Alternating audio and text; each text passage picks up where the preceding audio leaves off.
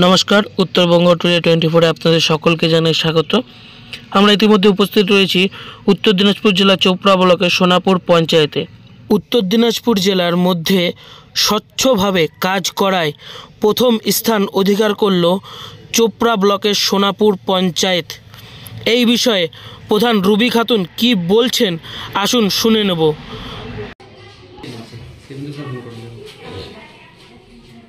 Sir, আমাদের উত্তর দিনাজপুরে আমরা 4টা জিপি পেয়েছি, তো তার মধ্যে আমরা সোনাপুর ফার্স্ট আছি। মানে আমাদের একটা অ্যাপিএ অ্যানুয়াল পারফরমেন্স অ্যাসেসমেন্ট, একটা আমাদের জিপির বছরে বছরে একটা পরীক্ষার মতো হয়, সেই পরীক্ষার ভিত্তিতে আমরা 100-র মধ্যে 100 পেয়েছি। তো মানে পরীক্ষা হয়েছে, তার মধ্যে আমরা যেরকম আমরা কি কাজ করেছি, যেরকম প্রত্যেক বছর গ্রাম পঞ্চায়েতের মূল্যায়ন করা 1 নম্বর বিষয়।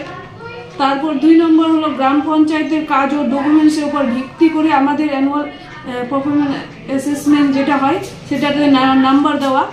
তারপর এপিএতে পাস করার মধ্যে মানে যেরকম আমাদের ট্যাক্স আছে সেটাতে প্রত্যেক বছর 10% বাড়ানো 10%, মানে এইবার যদি 1 লক্ষ টাকা হলো, তার সামনের বছরে আমাদের 1,10,000 লাগবে, সেটার দিকে লক্ষ্য রাখা। তারপর আমাদের যদি মানে অডিট করার পর ভুলভাল যদি কোনো রিপোর্ট মানে যায়, সেটা আমাদের জেনারেল বডি মিটিং করে তার 30 দিনের মধ্যে আমরা বিডিও অফিসে সেই ডকুমেন্টস সাবমিট করি। তারপর এপিএতে পাস করার জন্য যেরকম আমাদের কোনো মানে ডকুমেন্টস যদি মানে রিপোর্ট না গেল অনলাইনের মাধ্যমে, তাহলে সেটা আমরা পাঠিয়ে দিই 30 দিনের মধ্যে।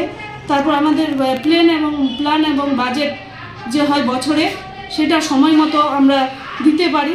তারপর আপনারা জানেন এপিএতে পাস করার জন্য 7 তারিখের মধ্যে আগে আমাদের ফর্ম 26 যেটা আছে, সেটা আমরা প্রত্যেক মাসের মানে জানুয়ারির মাসের যদি হয়, তাহলে আমাদের ফেব্রুয়ারির 7 তারিখের মধ্যে সেটা আপলোড করে দিতে হয়।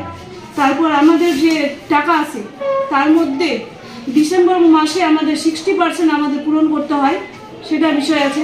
তারপর আমাদের যে ই গ্রাম সমাজে যেগুলো প্ল্যান উঠে আসে, তার মধ্যে 75% আমরা কাজ করি, সেগুলো লক্ষ্য রাখতে হবে।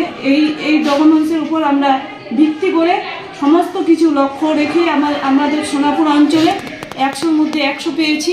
আমরা খুব গর্বিত। তার কারণ হলো আমাদের যে পঞ্চায়েতের মেম্বার, উপপ্রধান এবং আমাদের পঞ্চায়েতের অল স্টাফ যারা আছে, ওনারা খুব সক্রিয় এবং খুব সুন্দরভাবে আমাদের সহযোগিতা করেছে। এবং আমাদের যে বিডিও সাহেব রয়েছে, উনিও কিন্তু আমাদের তদারকি করে। তারপরে আমাদের যে আইজিপি টিম আছে, ওনারাও কিন্তু কিভাবে আমাদের চলতে হবে সেটা গাইডলাইন দেয়। তারপর আমাদের এমএলএ সাহেব তো আছেই, আপনারা জানেন সর্বশ্রেষ্ঠ। আমাদের এমএলএ সাহেব কিন্তু অনেক কাজ করেছে, আপনারা সবাই জানেন। তো সেই মতামত নিয়ে আমরা চলতেছি। এবং আমাদের সোনাপুর অঞ্চলে আমরা যেরকম রাস্তাঘাট, পানীয় জল, যেরকম জল স্বপ্নের আমরা প্রত্যেকটা স্কুলে আইসিডিএস কেন্দ্রে আমরা কাজ করেছি খুব সুন্দরভাবে। আমরা কিন্তু আরও আগামী দিনে প্ল্যান করেছি খুব ভালোভাবে যেন আমরা পঞ্চায়েতটাকে এগিয়ে নিয়ে যেতে পারি। তার কারণ আমাদের জেলায় বলেছে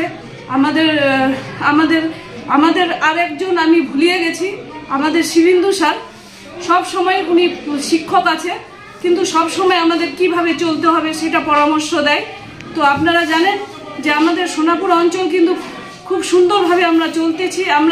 আমাদের জেলাও আমাদের সেদিন বলেছে ডিপিআরডিও সাহেব যে আপনাদের টার্গেট রেখেছি যেন আপনারা জেলার যে কি বলে মন্ত্রীর কাছে আপনারা পুরস্কার পাবেন, এই লক্ষ্য রাখবেন এবং কাজ করবেন।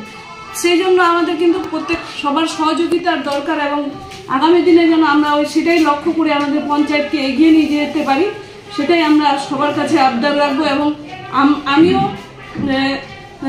খুব চেষ্টা করব যেন আমরা সব সময় আমাদের পঞ্চায়েতকে এগিয়ে নিয়ে যেতে পারি, সেটাই আমরা লক্ষ্য। উত্তর দিনাজপুর আমরা 4টা প্রদান পেয়েছি। তারপর আমাদের জেলা রয়েছে, আমাদের জেলায় কিন্তু 2টো পুরস্কার পেয়েছে। ওনারা খুব সুন্দরভাবে কাজ করেছে, যেমন ম্যাটেরিয়াল, কাজের ম্যাটেরিয়াল এগুলো সময় মতো দেখা এবং তদারকি করা। আর ডকুমেন্ট সব সময় ওনারা আবার ওনাদের জেলা থেকে আবার আমাদের নবান্নে যা রিপোর্ট হয় সব কিছু পাঠায়।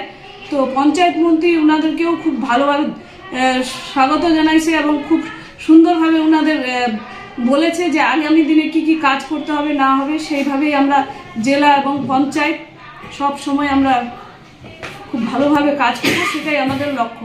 আপনার নাম? আমার নাম রুবি খাতুন, আমি সোনাপুর অঞ্চলের প্রধান।